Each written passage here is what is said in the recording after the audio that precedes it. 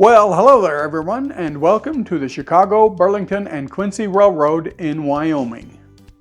I'm Mark Pruitt, Grable Baggage Handler.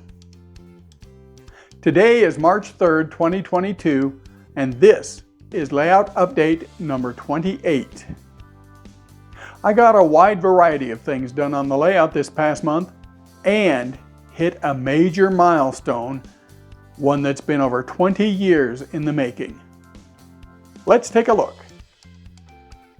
In the last update, we left Thermopolis in this state. Track was laid in the south end of town and wired up, but the north end wasn't finished yet. Within just a few days of posting the last video, I finished the track work in Thermopolis and installed the south end ground throws. An unfortunate note about Thermopolis on the layout: this is the major house systems in the basement. Not against the wall where they'd be out of the way, but out in the middle of everything. When are home builders going to start thinking about us poor model railroaders when they lay this stuff out? The south end of Thermopolis is to the left of this mess, and to the right are the two switches of the north end. I was careful when I created the Thermopolis track plan to avoid having it turn out of reach behind the furnace. It's only a few steps around the furnace and water heater to get from one side of Thermopolis to the other. The biggest hazard is the relief valve on the water heater, which sticks out right where someone is walking. I've ripped up the skin on my elbow more than once on that valve. I bought a frost cover for outdoor faucets to put over the relief valve and protect visiting operators and my own skin. It's tall enough to allow proper operation of the valve, and if someone bumps it with their elbow as they go past, they may bung up the cover, but their skin will be intact. Back to ground throws. Way back in the November 2020 layout update number 12, I talked about how I started converting all my turnouts from ground throws to over-center springs. This was a great idea, I thought. During that period, I converted all the Casper turnouts to over-center springs. The main reason I did that was because I couldn't come up with a way to solidly anchor the ground throws into the foam sub-road bed. They would wobble and work their way loose, letting go of the throw bar in the process. Well, I never could get the over-center springs to work real well. They would pop out of the holes in the ties very easily. I tried several different ways to secure them, but never got reliable service out of them. I replaced a couple of the over-centers with ground throws again, but this time I secured the throws with 1-inch long ring shank nails. These are called panel nails. The rings really grab the foam and hold on. The ground throws are tightly secured. Now that I had a way to secure the throws in the foam, I went back and finished replacing all but one of the over-center springs in Casper yard. I'd done about half of them earlier, but stopped as other things took my time. As far as the one remaining over-center spring goes, I left it because there's no room to install a ground throw. But if it gives me any trouble, I'll find a way to make one fit. After getting all the ground throws finished up in Casper and in Thermopolis, I decided to add to the CNW fascia on the track over Casper. I cut a few 5-inch wide strips of hardboard and installed them from the end of the existing fascia all the way past Riverton.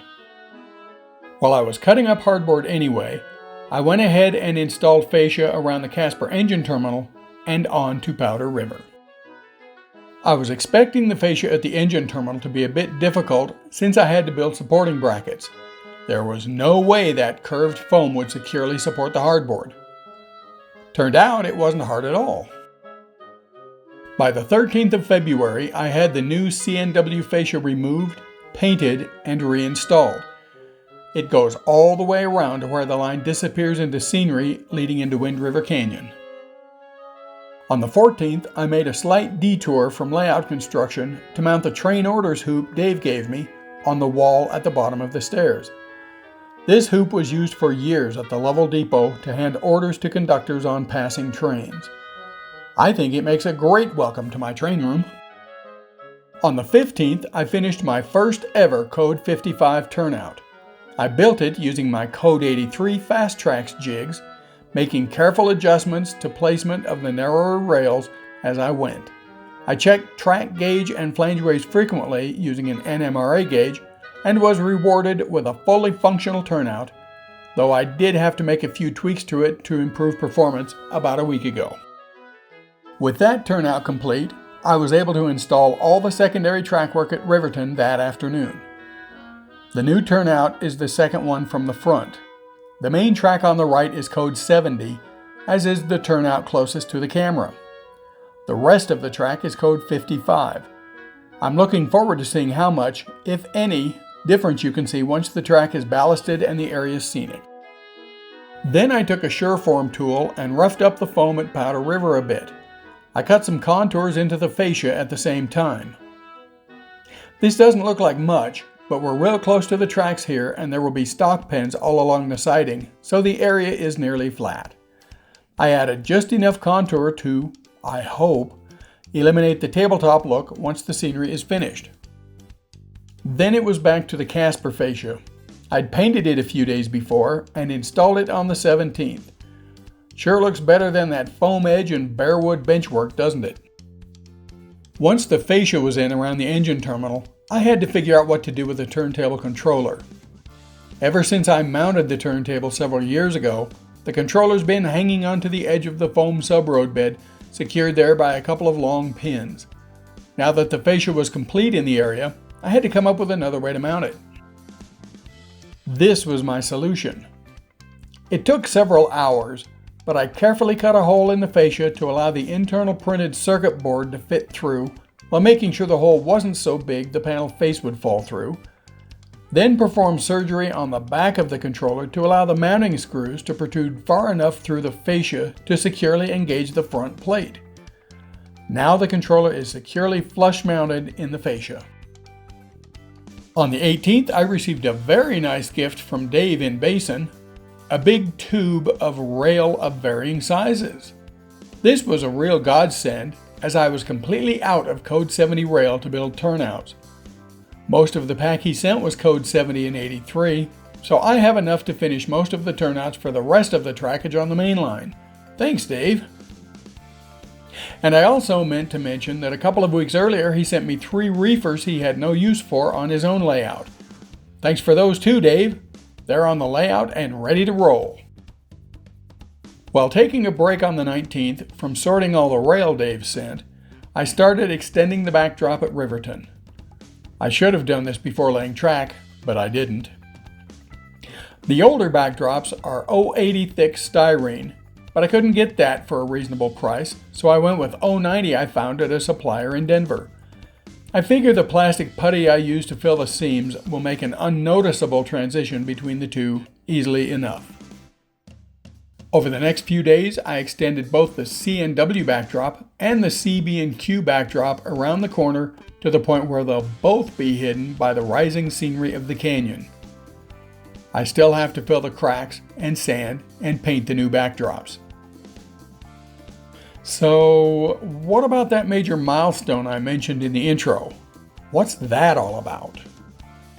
Ever since I started building the first CB&Q in Wyoming way back in 2001 in Winona, New Jersey, through the first Merchantville layout, then the Allendale, South Carolina layout, to the second layout in Merchantville, and finally to this layout in Casper, Wyoming, they've all been designed with the ultimate goal of operation. For a variety of reasons, including marriage, a job transfer, the illness and ultimately the death of my first wife, then retirement, and finally unreasonable taxation combined with a yearning for home, they've all been dismantled before they reached that goal. All except this last one. This layout, version 5 of the CB&Q in Wyoming, has reached a point none of the others got anywhere near. I believe it will support limited operations. Casper Yard, the towns of Thermopolis, Riverton, Powder River, and even partially Hudson are ready to handle trains. The main and branch lines connect them all together. Though not much scenery is done yet, the layout is ready. Almost. I invited my friend Kurt, who you've seen in one or two other update videos, over for an inaugural operating session to test the layout. I would have liked to have Dave come down from Basin as well, but he does not travel well and couldn't make it. Over a period of about a week, I began working with JMRI's operations package, Operations Pro. I entered my inventory of rolling stock into the program, along with the various locations and industries on the layout. Then I built and created a few routes and trains and, with just a little bit of troubleshooting, was ready to go. The only things left to do was to label important locations and all the industries on the layout so Kurt would know where things went, and clean up the train room and the layout. Finally, after over 21 years of planning and anticipation, the big day came, Tuesday, February 22nd. I printed out the train manifests in the morning. The layout would really come to life for the first time shortly after 1 p.m. Then about 11 o'clock, I talked to Kurt. He'd caught a cold from his granddaughter's friend and couldn't make it. We would have to reschedule. Oh no! Was I disappointed? Sure. But we planned to reschedule for a couple of weeks out after Kurt had ample time to recover. I decided to take advantage of all the preparations and run a solo session myself. That also provided me the opportunity to finally produce an operations test video for my Building Casper series. So that's what I did. The afternoon of the 22nd, I ran the Casper-centered parts of the manifests and produced episode 8 of Building Casper. I edited the video on the 23rd and published it on the 24th. The next couple of days, I completed the train manifests by switching the various towns. I found a few glitches along the way and tweaked several turnouts and a few cars. For those of you interested in seeing the operations episode of Building Casper, I'll leave a link in the description. Since a new date for running the op session was up in the air, I carried on with construction on the 27th by starting on the Douglas benchwork. To this point, I had nothing built east of Casper. Over the next couple of days, I completed all 3 sections of the Douglas benchwork. It's now ready for subroad bed and track. And so, with another thorough cleaning of the train room yesterday, we come to the end of another layout update video. Why another thorough cleaning? Because we've rescheduled the inaugural operating session for today at 1 p.m. I just hope no one else gets sick this time. Over the next month, I'll start extending track into Douglas. I also want to get started on the basic landforms in the Wind River Canyon and maybe start construction on an old Sidem kit slated to go in Thermopolis. Thanks for watching, everyone. Stay healthy, stay safe, and I'll see you next month.